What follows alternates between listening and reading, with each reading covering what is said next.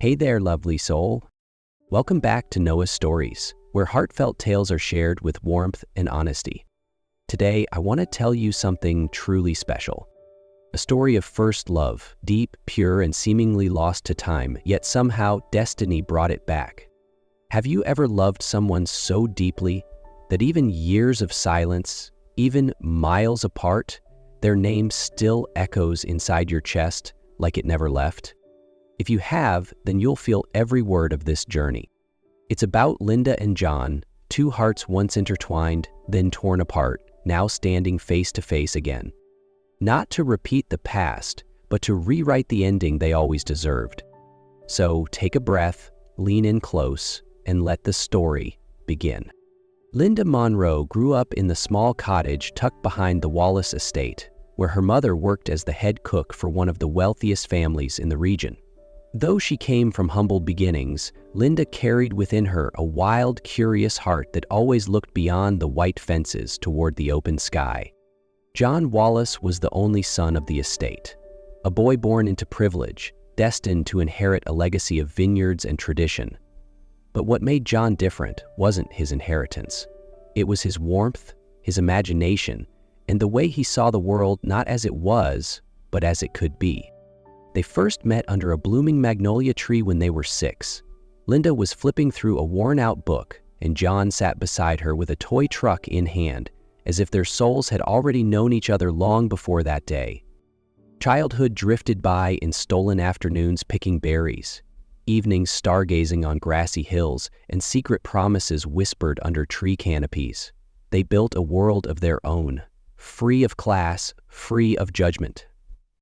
As they grew older, their bond deepened. At 17, John took Linda's hand under a silver moon and confessed his love. The brush of his fingertips, the trembling kiss in the quiet kitchen when her mother wasn't home, it was love in its purest, most honest form. But they kept it hidden. Linda knew her place. She wasn't the kind of girl families like the Wallaces welcomed with open arms, and John, though defiant, was still bound by expectations etched in generations. Still, the secret glances in hallways, the scribbled notes tucked beneath pillows, the way their fingers would brush accidentally during chores, it was more than teenage infatuation. It was soul-deep connection. One night, Linda whispered to him, "If there's a place where we can be free, I believe our love would last forever." And John had smiled, pressing a kiss to her forehead. "I'll find that place. Because wherever you are, that's where I'm free." Their love had blossomed quietly, tenderly, in the shadows of the Wallace estate. No promises were needed, just presence. But the world outside, with its rules, its wealth, and its judgment, eventually crept in. One sweltering summer afternoon, Linda came home earlier than usual and found her mother packing in silence. Her hands trembled as she folded linens, face pale with worry. "We have to leave tonight," her mother said, voice dry and shaking. "Mr. Wallace found out about you and John." Linda froze, the words cut like glass. Her mother explained that one of the staff had seen her and John in the garden the night before. This morning, Mr. Wallace summoned her, fury in his eyes. "Leave quietly," he'd said coldly, "or I'll ruin both of you, and anyone who tries to help." Linda wanted to run to John, to explain, to beg him to come with her, but her mother stopped her. "You don't understand, Linda. If you go to him, he'll come after us harder. He'll hurt others too. The housekeeper with kids in school, the gardener whose wife is sick, it's not just about us anymore." That night, under a starless sky, Linda left the only place she'd ever known, the estate that had witnessed her childhood, her first love, and every sacred memory, now became a place she couldn't even say goodbye to. Meanwhile, John waited beneath the magnolia tree, just as they'd planned. He waited for hours, convinced she was simply late. But as the sky darkened and crickets sang in place of her laughter, the truth began to settle in. The next morning, the kitchen was silent, no soft footsteps, no humming, no Linda. He asked, but no one gave him answers. Servants dodged his questions, his mother feigned ignorance, his father was a wall. In the silence, he assumed the worst, that she'd left on her own, that what they'd had wasn't enough for her to stay. Years passed, but every time he walked past that magnolia tree, a part of him ached. And somewhere, miles away, in a city of strangers and noise, Linda carried a broken heart, filled with regret, pain, and one name she could never forget: John Wallace. 10 years had passed, but for Linda, each year had been a climb, one rung at a time, out of the shadows of her past. She studied, worked late hours, and eventually became a university lecturer in New York. But no matter how far she went, there was always a quiet emptiness she couldn't name. When she was invited to interview for the position of scholarship director at a nonprofit dedicated to educational outreach, she accepted without hesitation, until she learned that the main office was based in the very estate she once called both home and heartbreak, the Wallace estate. The moment her shoes touched the familiar gravel path, something in her chest shifted. The magnolia tree still stood, tall and watchful, its petals beginning to bloom again. The house hadn't changed much, but Linda had. Now she walked with confidence, in heels that echoed across the hallway, with a degree in one hand and a resume strong enough to stand on its own. She was no longer just the maid's daughter. A staff member led her down a hallway, one she used to sneak through as a girl, and stopped in front of a meeting room. "The program director will be with you shortly," the assistant smiled. Linda nodded politely, unaware of who she was about to see.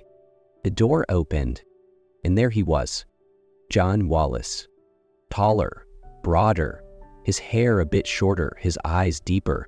No longer a boy, but a man, and yet still unmistakably him. For a moment, the world fell away. No walls, no distance, just two souls stunned into stillness. "Linda," he breathed, as though speaking her name might make her disappear again. She straightened her spine, offering a small, composed smile. "Hello, John." The air between them was heavy, thick with things unsaid, with memories neither had truly buried. He gestured for her to sit, and she did, though neither of them looked comfortable. The formal interview proceeded, awkward and stilted, each question a poor disguise for stolen glances and lingering silence. When it was over, Linda walked to her car with trembling hands. "You're not that girl anymore," she told herself. "This is just work." But her heart whispered something else. This is him, the boy who once held your world in his hands. Back in the office, John stood by the window, watching her walk away again. But this time he made himself a promise. If fate was giving him a second chance, he wouldn't let her leave without the truth. After that strange, unfinished interview, Linda expected nothing. She thought she'd never step foot on the Wallace estate again. But a week later, an email arrived. She'd been offered the position of scholarship program director, personally recommended by John Wallace. Linda didn't know where to begin. Working with John, once the center of her entire world, felt like walking on ground both familiar and foreign. They started talking again, slowly, cautiously, like every word might step on the edge of an old scar. In the beginning, their meetings were stiff, filled with long silences and overly formal words. John was polite, distant. Linda was careful, deliberate. But as they began working more closely, planning scholarship outreach, visiting schools, speaking with students, something subtle started to shift. They weren't just co-workers. They were something else, something unspoken, quietly rebuilding. One afternoon, after visiting a pilot classroom together, John paused in the hallway. His voice, when it came, was low and steady. "Linda," he said, looking her directly in the eyes, "I never stopped looking for you." She froze. The hallway around them went quiet. "All these years," he continued, "I've gone to every place we ever dreamed of, asked old friends, hired people to search public records, but you were gone, like a ghost." Linda met his gaze. His eyes weren't the same as the boy she once loved. They were deeper now, weathered, but still carried that same unwavering softness. For her. "Why?" she asked, barely above a whisper. "Because you were never just a memory," he replied. "You were everything real to me." She said nothing more. But that night, alone in her apartment, something in Linda's chest stirred. Slowly. Her heart, once quiet, once guarded, was starting to awaken, not in the wild rush of first love, but in something steadier, something quieter, a heartbeat that perhaps was finding its way back home. As days passed, something delicate but undeniable started to grow between Linda and John. Their conversations became warmer, their meetings longer, they laughed more, their glances lingered just a bit too long.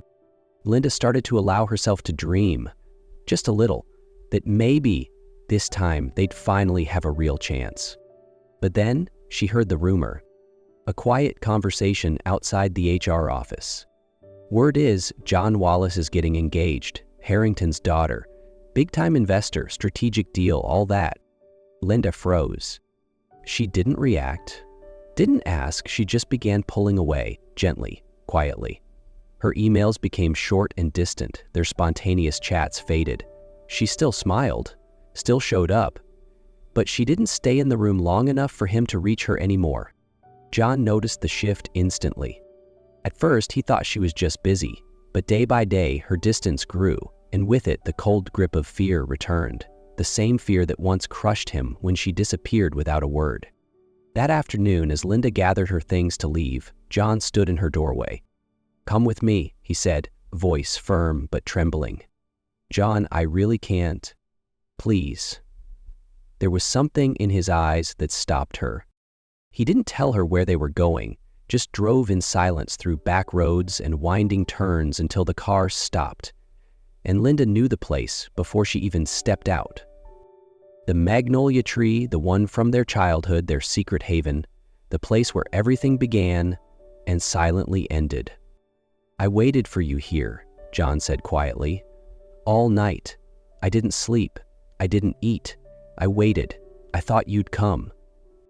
Linda looked away, her chest tightening. "You want to know why I didn't?" she whispered, eyes fixed on the flower-covered ground. "You deserve to know." And for the first time in 10 years, Linda spoke the truth. "Your father, he forced us to leave. He called my mother into his office and threatened her. Said if I saw you again, he'd fire everyone connected to our family. People with children in school, parents with sick spouses. I wrote you a letter, John. I wanted to say goodbye. But my mother burned it. She said if you love him, you have to let him go." John stood frozen, every breath catching like a question unanswered.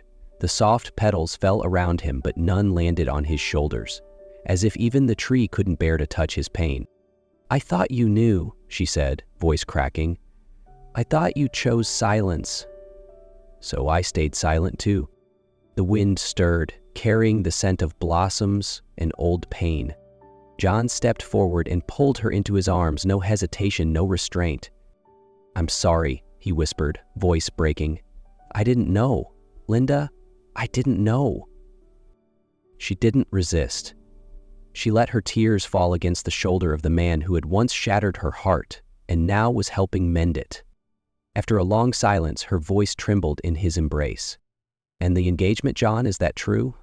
He pulled back just enough to look into her eyes, his own rimmed with red. "No, absolutely not. That's something my family concocted. A quiet business arrangement. I never agreed to anything." He brushed a thumb gently against her cheek. "How could I, when my heart is still here, with you, beneath this tree?" Linda closed her eyes, letting the truth wash over her. Warmth, pain, and something fragile, like hope. And for the first time in 10 years, she let herself believe that maybe, just maybe, this time, they wouldn't lose each other again. After that afternoon beneath the magnolia tray, something between Linda and John had truly shifted. No more walls, no more unsaid words, just honesty, spoken and heard. They didn't rush. They walked beside each other, like old friends who had rediscovered a shared language after too long in silence. One step at a time, one conversation, one healing moment at a time. On a clear afternoon, with golden sunlight spilling gently through the leaves, John asked Linda to return with him to the magnolia tree, where everything had begun and nearly ended. "You know," he said as he held her hand, "I used to think just seeing you again would be enough, but I was wrong. I don't want to spend another second of my life without you in it."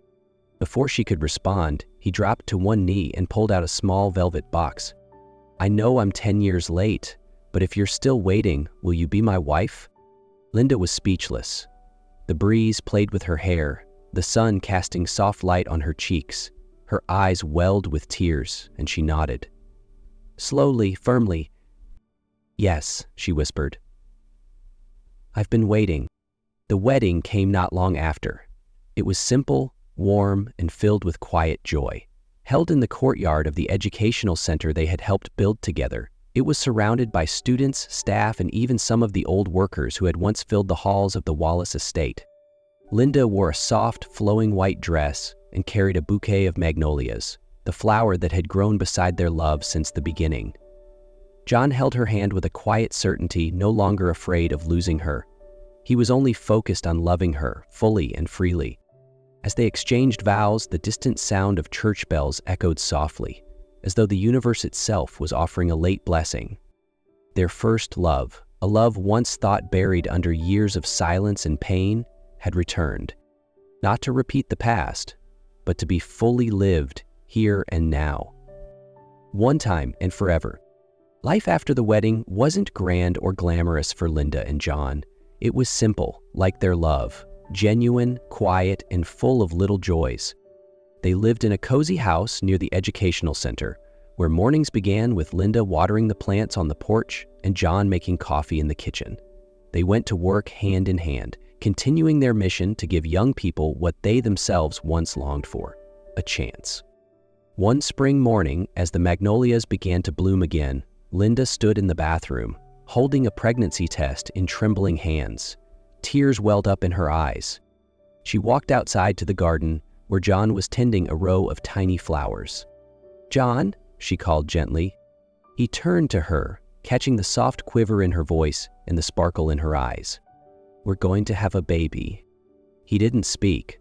He just wrapped his arms around her, holding her like it was the first time all over again.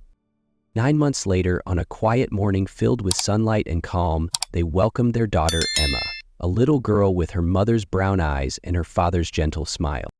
Sometimes John would sit beneath the magnolia tree, reading softly to Emma while she napped on his chest, and Linda would watch them from the porch, her hand resting over her heart, the same heart that had once been broken, now whole again, mended by love, by forgiveness, and by the family they had built together.